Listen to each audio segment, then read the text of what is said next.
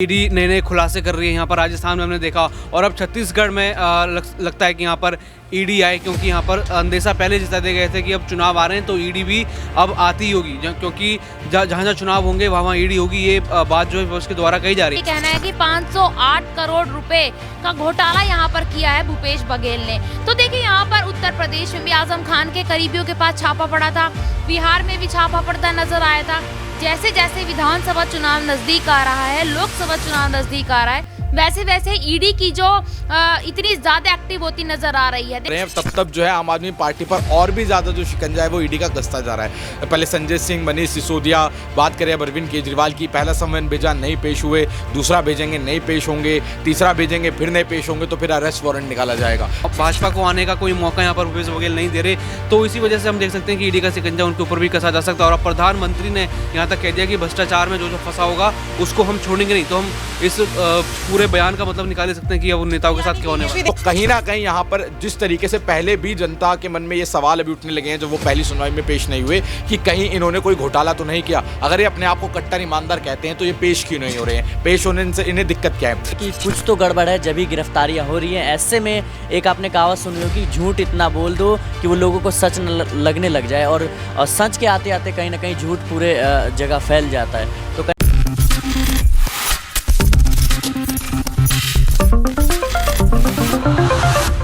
नमस्कार, next 9 news देख रहे हैं आप और मैं हूं आपके साथ प्रज्ञा सिंह। एक बार फिर से आप सभी का स्वागत है मेरे खास प्रोग्राम सियासी पंचनामा में।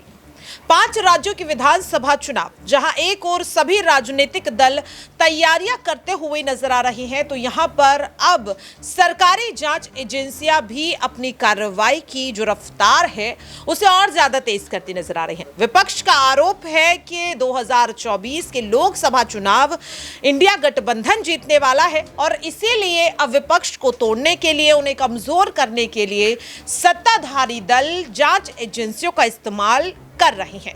सवाल लगातार ये उठ रहा है, क्या वाकई में इन दावों में सच्चाई है या फिर विपक्ष अपनी कमजोरियों को छुपाने के लिए ये तमाम दावे कर उन कमजोरियों पर लीपापोती कर रहा है? क्योंकि आम आदमी पार्टी हो या फिर कांग्रेस पार्टी, टीएमसी हो या फिर यहाँ पर सपा, हर एक राजनीतिक दल पर इस वक्त ईडी सीबीआई की कार्रवाई देखने के लिए मिल रही है।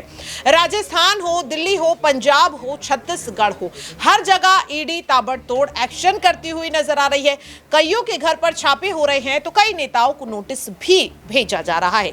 सवाल लगातार ये उठ रहा है कि क्या वाकई में सरकारी जांच एजेंसियों पर जो यहाँ पर बार बार आरोप लग रहे हैं वो सच है? क्या वाकई में चुनाव के चलते राजनीति से प्रेरित ईडी सीबीआई की हर गिरफ्तारी, हर एक्शन है? इन्हीं तमाम मुद्दों को लेकर हम न्यूज रूम में हैं और सभी सहयोगियों से समझने की कोशिश करेंगे कि ईडी सीबीआई की जो कार्रवाई है आखिरकार उस पर उनकी क्या राय है। क्या वाकई में चुनाव से प्रेरित है? क्या वाकई में विपक्ष को कमजोर करने के लिए ये पूरी साजिश जो है वो भारतीय जनता पार्टी रच रही है? क्योंकि विपक्ष बार बार दावा कर रहा है। यहाँ पर मेरे साथ मेरी सहयोगी नेहा है। 5 राज्यों में चुनाव है और खास तौर पर ईडी की जो कार्रवाई है वो उन राज्यों में देखने के लिए मिल रही है जहां पर विपक्ष की सरकार है, चाहे छत्तीसगढ़ हो, राजस्थान हो, पंजाब हो, दिल्ली हो या फिर अगर बात करें पश्चिम बंगाल हो। किस तरह से इसे देख रही? क्या वाकई में चुनाव से प्रेरित यहाँ पर सरकारी जांच एजेंसियों की कार्रवाई नजर आ रही है? देखिए बिल्कुल, यहाँ पर जैसे कि आपने देखा ही होगा प्रज्ञा कि उससे थोड़े दिन पहले राजस्थान में ईडी पहुंची थी। यहाँ पर राजस्थान के सीएम और सीएम के बेटे और साथ ही साथ गोविंद सिंह डोटासरा। उसके बाद कल यहाँ पता चला कि छत्तीसगढ़ के सीएम जो भूपेश बघेल हैं उनके ऊपर भी एक घोटाले का नाम आया है और करोड़ों रुपए का नाम यहाँ पर आ रहा है जिसमें कि उनका नाम शामिल है। ईडी का यहाँ पर ये कहना है कि 508 करोड़ रुपए का घोटाला यहाँ पर किया है भूपेश बघेल ने। तो देखिए यहाँ पर उत्तर प्रदेश में भी आजम खान के करीबियों के पास छापा पड़ा था, बिहार में भी छापा पड़ता नजर आया था। जैसे जैसे विधानसभा चुनाव नजदीक आ रहा है, लोकसभा चुनाव नजदीक आ रहा है, वैसे वैसे ईडी की जो इतनी ज्यादा एक्टिव होती नजर आ रही है। देखिए यहाँ पर विपक्ष का तो ये भी कहना है कि चुनावों के लिए यहाँ पर जानबूझकर छापे पड़वाए जा रहे हैं कि एक पूरे मैदान में सिर्फ भाजपा अकेले ही चुनाव लड़ना चाहती है और किसी पार्टी को यहाँ पर देखना ही नहीं चाहती। इसीलिए यहाँ पर कई लोगों का ये भी कहना है, देखिए जनता भी अब ये सवाल उठाने लग गई है कि ईडी जो है अपनी जो शक्तियाँ हैं उनका दुरुपयोग कर रही है और उन पे कहीं ना कहीं रोक लगनी चाहिए। वाकई में देखिए यहाँ पर जिस तरीके से साफ तौर पर मेरी सहयोगी नेहा ने कहा कि ईडी जिस तरीके का एक्शन इस वक्त कर रही है उस पर कहीं ना कहीं नकेल कसने की जरूरत है। यहाँ पर दौलत है, दौलत 5 राज्यों की चुनाव है। अगर यहाँ पर बात करें छत्तीसगढ़ की तो परसों ही वहां पर वोटिंग है और ऐसे में मुख्यमंत्री पर ईडी शिकंजा कस रही है। प्रधानमंत्री नरेंद्र मोदी कह रहे हैं कि उन्होंने करोड़ों का घोटाला किया है, जनता का भरोसा यहाँ पर तोड़ा है। किस तरह से देख रहे हैं, क्या वाकई में अगर छत्तीसगढ़ में चुनाव नहीं होता तो महादेव बेटिंग ऐप के मामले में मुख्यमंत्री पर गाज गिरती हुई नजर आती, क्योंकि इससे पहले तक ऐसा कुछ देखने के लिए नहीं मिल रहा था। बिल्कुल, हम हर राज्य में देख रहे हैं कि जहाँ जहाँ चुनाव है वहाँ ईडी और साथ ही साथ प्रधानमंत्री और उनके जो नेता हैं वो लगातार भ्रष्टाचार की बात कर रहे हैं। यानी इससे पहले 5 साल ना तो भ्रष्टाचार था ना कुछ था, लेकिन जैसे चुनाव आ रहा है लगातार भ्रष्टाचार की बातें सामने आ रही हैं। ईडी नए नए खुलासे कर रही है। यहाँ पर राजस्थान में हमने देखा और अब छत्तीसगढ़ में लगता है कि यहाँ पर ईडी आए, क्योंकि यहाँ पर अंदेशा पहले जता दिए गए थे कि अब चुनाव आ रहे हैं तो ईडी भी अब आती ही होगी, क्योंकि जहाँ जहाँ चुनाव होंगे वहाँ ईडी होगी। ये बात जो है उसके द्वारा कही जा रही है और कहीं ना कहीं ये सत्य भी हो रही है। राजस्थान में हमने देखा, दिल्ली में देखा, क्योंकि लोकसभा चुनाव प्रभावित हो सकते हैं आम आदमी पार्टी की वजह से, कई पार्टियों की वजह से, तो वहाँ पर लगातार एक्शन हमें देखने को मिल रहा है। और अब अगला एक्शन छत्तीसगढ़ में भी हमें देखने को मिल सकता है, जहाँ पर भूपेश बघेल फंसते हुए नजर आ सकते हैं, क्योंकि वहाँ पर वो मजबूत हैं। भाजपा को आने का कोई मौका यहाँ पर भूपेश बघेल नहीं दे रहे, तो इसी वजह से हम देख सकते हैं कि ईडी का शिकंजा उनके ऊपर भी कसा जा सकता है। और अब प्रधानमंत्री ने यहाँ तक कह दिया कि भ्रष्टाचार में जो जो फंसा होगा उसको हम छोड़ेंगे नहीं। तो हम इस पूरे बयान का मतलब निकाल सकते हैं कि अब नेताओं के साथ क्या होने वाला है। भी देखा जा सकता है कि जिस दिन वोटिंग हो छत्तीसगढ़ में शायद यहाँ पर मुख्यमंत्री पर ईडी की गाज गिरे, उन्हें समन भेजा जाए या गिरफ्तारी जैसी चीजें, हिरासत में लिया जाना, ये सब भी देखा जा सकता है। क्योंकि 2 दिन पहले अगर यहाँ पर सीधे सीधे प्रधानमंत्री गिरफ्तारी की बात कर रहे हैं तो 2 दिन बहुत होते हैं, यहाँ पर गिरफ्तारी होती हुई भी देखी जा सकती है।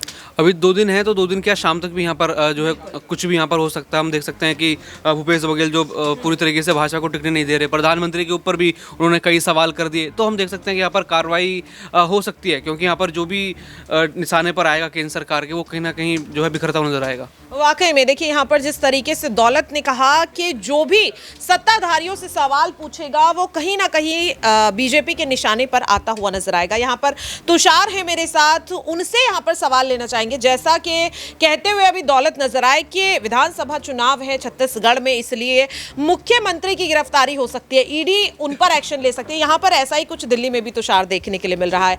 अरविंद केजरीवाल को समन भेजा गया था, वो पेश नहीं हुए। अब कहा जा रहा है कि दूसरा समन भी जल्द भेजा जा सकता है। तो अगर तब भी पेश नहीं होते हैं तो ऐसे में ईडी का अगला कदम क्या रहेगा? क्योंकि देखिए जो कानून है उसके हिसाब से तो अगर 3 समन के बाद भी कोई पेश नहीं होता है, अवहेलना उस आदेश की करता है, तो गिरफ्तारी तय है। तो क्या अरविंद केजरीवाल कहीं ना कहीं ईडी के आदेश को बार बार ना मानकर खुद अपनी गिरफ्तारी का न्योता उन्हें देते हुए नजर आ रहे हैं, या वो चाह रहे हैं कि ईडी उन्हें हिरासत में ले ले, जिससे कि कहीं ना कहीं जनता का जो समर्थन है वो उन्हें बहुत ज्यादा मिलता हुआ नजर आए? जी देखिए, जिस तरीके से यहाँ पर आम आदमी पार्टी पर इस समय ईडी ने अपना पूरा का पूरा जो है जाल वो एकदम से कस लिया है, और कहीं ना कहीं ये दिखाई दे रहा है कि कैसे अब जब जब चुनाव करीब आ रहे हैं तब जो है आम आदमी पार्टी पर और भी ज़्यादा जो शिकंजा है वो ईडी का कसता जा रहा है। पहले संजय सिंह, मनीष सिसोदिया, बात करें अरविंद केजरीवाल की, पहला समन भेजा, नहीं पेश हुए, दूसरा भेजेंगे, नहीं पेश होंगे, तीसरा भेजेंगे, फिर नहीं पेश होंगे तो फिर अरेस्ट वारंट निकाला जाएगा। कानून के मुताबिक यही एक प्रक्रिया होती है कि अगर 2 से 3 समन में कोई पेश नहीं हो रहा है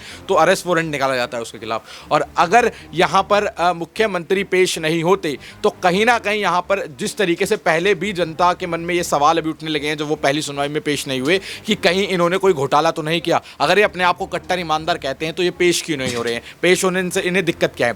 वो एक नैरेटिव जो था ना, यही नैरेटिव बीजेपी सेट करना चाहती थी जनता के बीच, जो सेट होता हुआ अब दिखाई दे रहा है कि जनता के बीच से इनका भरोसा इतना कम कर दो कि जब अगले चुनाव हो तो इनको चुनावों में वोट ना मिले।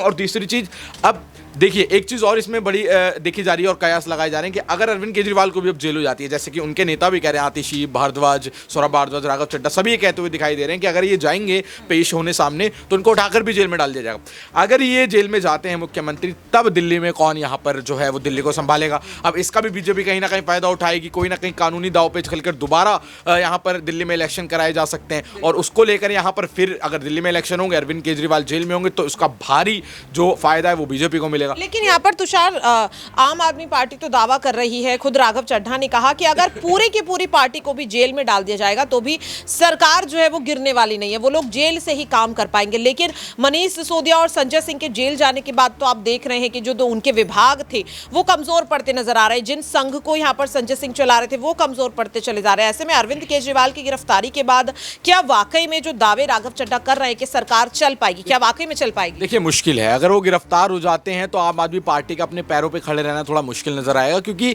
एक तरीके से उनकी रीढ़ की हड्डी जो है वो कहीं ना कहीं टूटती हुई दिखाई देगी। और जब वो हो जाएगा तो कहीं ना कहीं आम आदमी पार्टी के लिए खुद के लिए बने रहना, उनका खुद का मोराल इतना डाउन हो जाएगा, वो खुद और जनता, देखिए पार्टी चाहे जितनी ही मजबूती के साथ खड़े रहे, लेकिन जनता के बीच में वो एक जो बोलते हैं ना एक संदेह आना, वो अब आ चुका है। वो आप जितना मर्जी मिटाने की कोशिश करें, वो दाग जो आप पर लग चुका है वो अब लग चुका है, वो काफ़ी समय तक नहीं मिटेगा जब तक एक फाइनल वर्डिक्ट, बड़ा वर्डिक्ट नहीं आता है और पूरी आम आदमी पार्टी को इसमें निर्दोष करार नहीं दिया जाता है। तब तक जनता के बीच में ये दाग लग चुका है आम आदमी पार्टी को, और ये लगा रहेगा। और इसका नुकसान उन्हें अभी जो 5 राज्यों में चुनाव होने उसमें भी मिलने को देखने को मिल सकता है, और 2024 के लोकसभा चुनाव में भी देखने को मिल सकता है। बिल्कुल। यहाँ पर एक और आखिरी सवाल मैं लेना चाहूंगी। आपने कहा कि जो दाग है वो आम आदमी पार्टी पे लग चुका है। संजय सिंह जो है वो सुप्रीम कोर्ट जा पहुंचे, इससे पहले मनीष सिसोदिया की याचिका पहले से खारिज हो चुकी है। क्या लग रहा है संजय सिंह को सुप्रीम कोर्ट में राहत मिलती हुई नजर आएगी? नहीं, यहाँ पर राहत उन्हें नहीं मिलेगी। जब मनीष सिसोदिया जो 300 से ज़्यादा दिन हो गए उन्हें जेल में रहते हुए, जब उन्हें यहाँ पर अदालत ने जो है सुप्रीम कोर्ट ने जमानत देने से इनकार कर दिया, ये कबूलते हुए कि पैसे का लेन देन हुआ है, लेकिन मनीष सिसोदिया का इसमें क्या एंगल है ये अभी तक क्लियर नहीं हुआ है। लेकिन तब भी हम यहाँ पर मनीष सिसोदिया को जमानत नहीं दे सकते, तो संजय सिंह को तो मुझे नहीं लगता है कि यहाँ पर जमानत मिलेगी। वाकई में देखिए, यहाँ पर जिस तरीके से तुषार कहते हुए नजर आ रहे हैं कि संजय सिंह को जमानत नहीं मिलेगी, तो क्या वाकई में आम आदमी पार्टी के लिए एक बड़े झटके के तौर पर देखा जाए? क्योंकि मुख्यमंत्री को पहले ही ईडी नोटिस भेज चुकी है, वो भले ही पेश ना हुए हो, लेकिन संजय सिंह का जिस तरीके से सुप्रीम कोर्ट जाना, यहाँ पर शिराज हैं, शिराज, तुषार ने कहा कि संजय सिंह को राहत नहीं मिलेगी। अरविंद केजरीवाल को लेकर भी कहा जा रहा है कि जल्द ही समन भेजा जा सकता है। तो ऐसे में 2024 तक क्या आम आदमी पार्टी का अस्तित्व बरकरार रह पाएगा? अरविंद केजरीवाल जो तमाम दावे कर रहे हैं 2024 को लेकर, इंडिया अलायंस को लेकर, ईडी के शिकंजे में रहते हुए कैसे वो दावे पूरे हो पाएंगे? और क्या 2024 में ईडी सीबीआई की कार्रवाई के चलते ही सही फिर से मोदी लहर देखने के लिए मिलेगी? जी बिल्कुल, जिस तरीके से अभी बड़े बड़े जो विपक्ष के नेता हैं, खासकर वो ईडी के गिरफ्त में आ रहे हैं, तो कहीं ना कहीं ये विपक्ष पे सवाल जो है लोगों के मन में उठने लग गया है कि कुछ तो गड़बड़ है जब ही गिरफ्तारियां हो रही हैं। ऐसे में एक आपने कहावत सुनी हो कि झूठ इतना बोल दो कि वो लोगों को सच न लगने लग जाए, और सच के आते आते कहीं ना कहीं झूठ पूरे जगह फैल जाता है। तो कहीं ना कहीं लोगों के मन में जो है वो एक आशंका बैठ जाएगी और इंडिया गठबंधन को इससे बड़ा नुकसान होने की संभावना है। और रही बात सरकार चलाने की जेल से या कहीं से भी, तो मुझे लगता है वो एक नामुमकिन सी बात है, क्योंकि जब तक जो है लोग आपके बारे में गलत नैरेटिव बिठा के मन में रखेंगे और कहीं ना कहीं अब आने वाले चुनाव में उनको नकारते नजर आएंगे। अच्छा, 5 राज्यों में सीधे सीधे कांग्रेस इस वक्त सत्ता में है, जहां पर विधानसभा चुनाव है। 2 राज्यों में मुख्यमंत्रियों पर ही गाज गिरती हुई नजर आ रही है। ऐसे में कांग्रेस पार्टी जो जीत के दावे अभी भी कर रही है वो सच साबित होते हुए नजर आएंगे। कांग्रेस को लेकर जिस तरीके से ईडी की कार्रवाई इस वक्त देखने के लिए मिल रही है अलग अलग राज्य में, क्या लग रहा है? राहुल गांधी जिस तरह से कह रहे हैं कि अब कांग्रेस पार्टी से बीजेपी डर रही है और इसीलिए अपना ब्रह्मास्त्र निकाल दिया है, लेकिन जनता सब जानती है और वोट कांग्रेस को ही देगी। तो क्या वाकई में राहुल गांधी जो दावे कर रहे हैं यहाँ पर कांग्रेस को लेकर, विधानसभा चुनाव में जनता वोट देगी अभी भी कांग्रेस पर? भ्रष्टाचार के बार बार आरोप लग रहे हैं फिर भी। जी बिल्कुल, जिस तरीके से राहुल गांधी भले ही कुछ कह लें, लेकिन अभी हमने देखा कि किस तरीके से भूपेश बघेल पे ईडी ने आरोप लगाया 538 या कुछ करोड़ का। लेकिन मुझे लगता है अभी चुनाव में कुछ ही दिन बाकी हैं, 2 दिन शायद बाकी हैं, लेकिन उसके बाद अब लोगों के मन में जो है वो एक डर बैठ जाएगा कि हाँ इन्होंने कुछ किया है, एक गलत नैरेटिव जाएगा। तो कहीं ना कहीं इसका इफेक्ट देखने को मिलेगा और जनता जो है वो बहुत संवेदनशील होती है, खासकर एकदम चुनाव के मौके पर ऐसे एक्शन लेना और ऐसे इल्ज़ाम लगाना कहीं ना कहीं वो एक चुनाव में घाटे का सौदा हो सकता है कांग्रेस के लिए। बिल्कुल, देखिए यहाँ पर जिस तरीके से साफ तौर पर शिराज ने कहा कि ईडी सीबीआई की जो कार्रवाई है लगातार जो देखने के लिए मिल रही है, खास तौर पर विपक्षी दलों पर, उसका नुकसान कहीं ना कहीं यहाँ पर विपक्ष को होने वाला है। हालांकि देखना यह होगा कि जिस तरीके से बार बार दावे प्रधानमंत्री नरेंद्र मोदी कर रही है कि जो भी नेता भ्रष्टाचार में लिप्त है उनसे एक एक पैसे का, एक एक रुपए का हिसाब यहाँ पर लिया जाएगा। क्या ये इशारा रहा है उन तमाम मंत्रियों के लिए एक चेतावनी है कि जिन जिन पर ईडी का एक्शन देखा जा रहा है वो सब जेल में जाने वाले हैं। और इन तमाम चीजों को लेकर विधानसभा चुनाव में आखिरकार क्या कुछ रुख यहां पर रहने वाला है, विपक्ष का क्या जीत हासिल करते हुए विपक्षी दल नजर आएंगे या फिर एक बार फिर से बीजेपी यहां पर बाजी मारती नजर आएगी। अपनी राय कमेंट बॉक्स में जरूर शेयर करेगा। आज के लिए इस खास प्रोग्राम सियासी पंचनामा में इतना ही। कल फिर होगी किसी नए मुद्दे को लेकर आप सभी से मुलाकात।